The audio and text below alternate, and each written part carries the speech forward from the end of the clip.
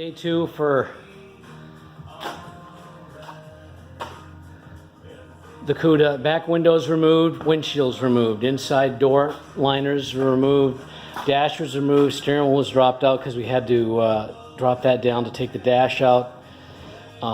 Back seat door panels were removed, both sides.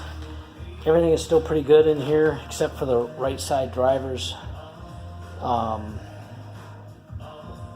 floor on that side, and a spot in the rear here that'll get taken care of. There's a purple car, obviously. Battery pan was removed inside. All the wiring was pulled out. And we pretty much are down to the point now where we've got to go and do some of the quarter panels and everything. Taillights are pulled out, and obviously we got one hole in the back here.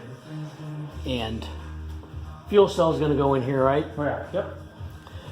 So it'll have a fuel cell in the back here instead of a fuel tank up underneath.